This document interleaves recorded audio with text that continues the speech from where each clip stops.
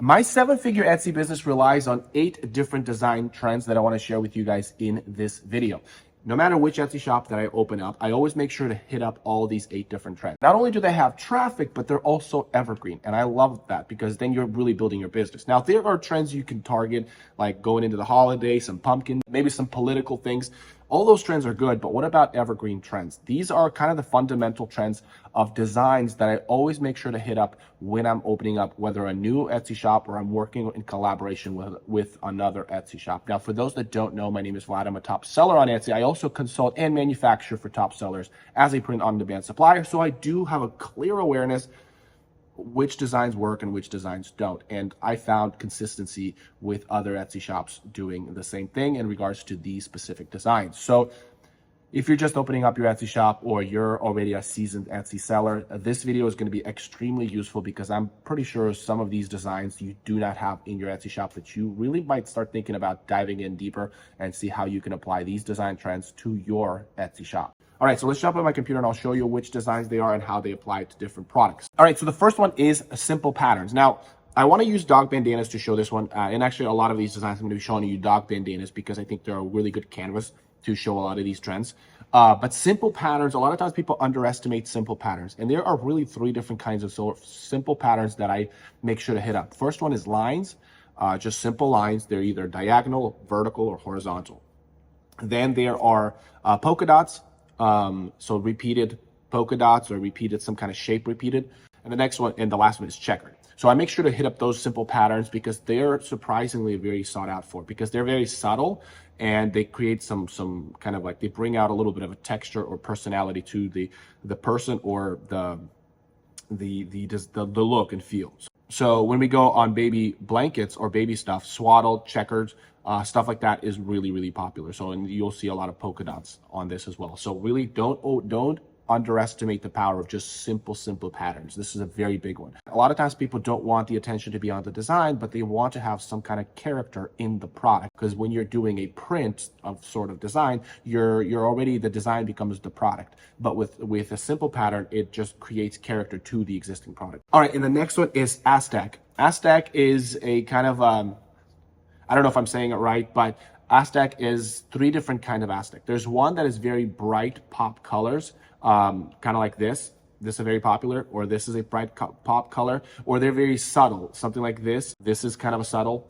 It has very graphic and bold colors, but they're very subtle in terms of the kind of colors, usually 2 to 3 colors. And then there's kind of this woven natural look to the Aztec. So if you are doing, whether you're doing straps or whether you're doing something that has a lot of times guitar straps or camera straps or dog collars, they use Aztec as their designs. Or if you're doing blankets or anything that requires pattern, really look into this pattern. Like I said, there's those 3, so oftentimes I have all 3 of them. All right, so the next one is floral. Let's talk about the correct way to do floral. There's the right way to do floral and there's an incorrect way to do floral. Now, it's kind of weird that a dude has to explain how to do floral designs, but I've done floral designs for the past 5 years, and there are types of florals that sell and there are types of florals that don't. So let me just I just literally put floral kids blankets just to show you a little bit.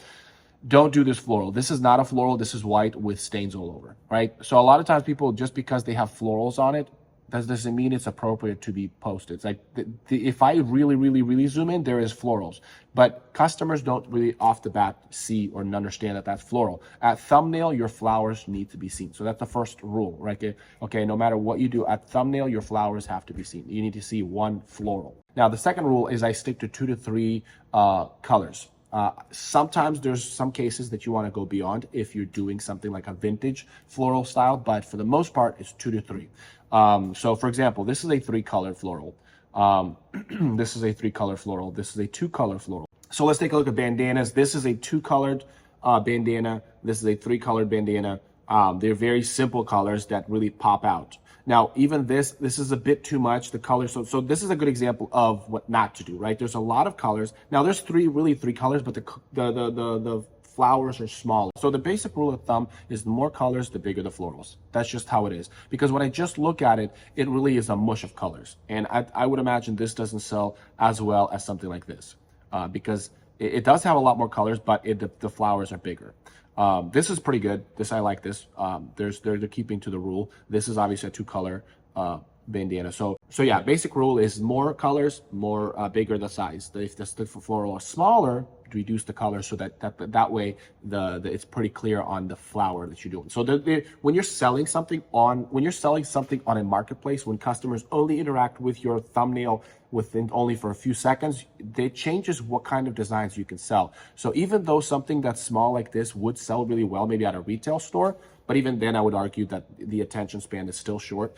You only have so much to communicate to the customer, so it needs to change the kind of designs that you're selling. All right, the next one is tropical. It is tropical, whether it's, now this might seem like a summer product, but it's tropical somewhere during the winter. And so these products still do really well. It is to some degree evergreen, but tropical is something that you really want to look out for. And there are two really different kinds of tropical. There are a San Diego tropical and there are subtle tropical. Like this is something that would be subtle. This would be San Diego. I would even apply this to San Diego. For the subtle is the color, the background either white or some base color, but the designs that are printed on it are not too far away on the color wheel. However, San Diego like is usually all throughout the color wheel to make it as pop, kind of like this. There's just all these colors, color overload. This would be a San Diego. So those two kinds of tropicals you want to target, because there's little different people when they type in the word tropical, they think of tropical differently. So you want to make sure you have two options for that. And sometimes within a listing, I would have these two options as well. By the way, when I talk about the different ways to apply these designs, these are kind of indirectly, I'm talking about variations that you can have within that list. All right, the next one you guys know, and that is the 70s style. 70s is a really big one. The 70s really infuses with the other patterns that I'm telling you. So whether you're doing florals, there's always 70s floral. Whether you're doing lines, there's always 70s lines, like 70s palettes, color palettes that you can apply. Even Aztec, there's different 70s type of style Aztec. I know 90s and the early 2000s is becoming a trend. So like nostalgia is becoming a bigger thing. People that are shopping on Etsy are millennials, and so finding ways to incorporate styles within that era as well is something that you might want to start jumping on that trend, because I think that's going to be bigger and bigger as we go further in the next few years. All right, so the next one is PNW. I'm going to do mugs for this one because now this applied for different kinds of prints, obviously, but mugs is a big one. Tree lines, mountain range, parks, different kinds of parks, textured such as camping within the texture. It's a really great way to really explore different keywords within this one. This one is something I have to do every single time.